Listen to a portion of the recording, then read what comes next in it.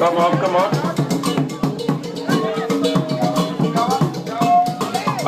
Ndị ụmụnna anyị ndị nke si ụga ama na unu lerụcha anya na the cream of girls na-edupụta Adamazi Princess Amaka. I know you may wish to come back for a second missionary journey. Unu lepụ anya unu ga-afụcha princesses ihe ndị dị iche iche ka ha na-edupụta ka just gather kene unu. I'm happy na ndị ụga bịara with a lot of men of timbers and caliber, and ọ ga-amasị ha ịgaghachi ọzọ. I want to inform you, I want to tell you that minus just only the two here, vacancy can exist.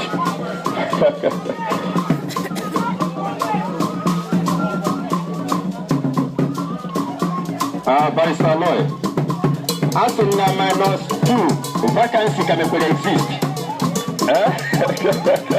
Makuru kwa na-achọ kwuru bịakwa ọzọ. Akwuru fụta ihu na afọ ebe a. Ole na anya kwuru bute so n'elu ebe. Lee na anya kwuru na afụje so n'elu ebe. Ọmụma asa ahụ. Yes.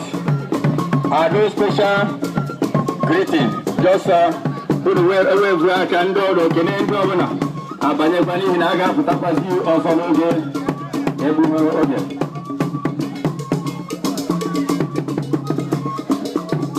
Oh, good, man. Oh, there you go. Amali Ebendo Gajimere. I also is honor Barrister Arinze Abakam. We are yet to know. Those who are telling Emani Matarata. Adama the College. Adama the College.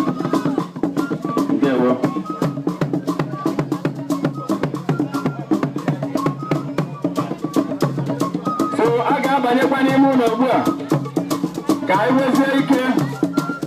There was a formal outing. And can't go to them and not to thank him. All got work I can hear. Okay, a very special greeting this time around. But I didn't say them Madaka. I'll put up as him also. So I got a group as here. I got by the name of they will get what is there. But that's here. No Sorenke. It's a good Mania.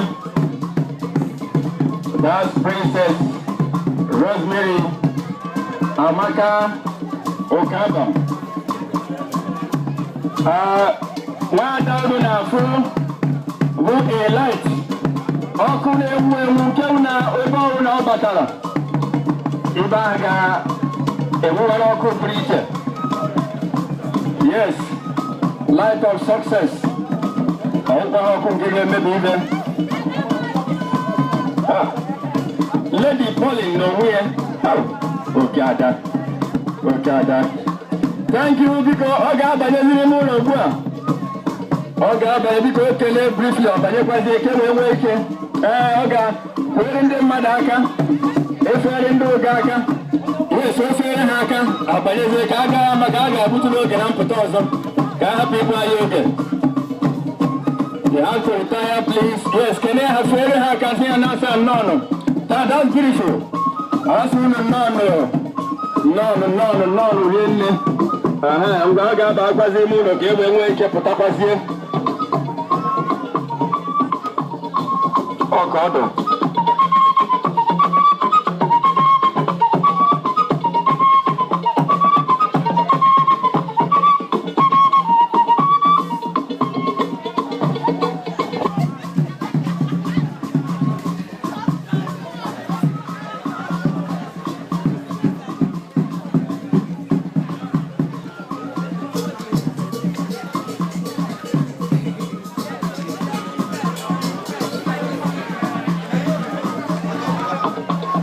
Ochueri Chief Emeka.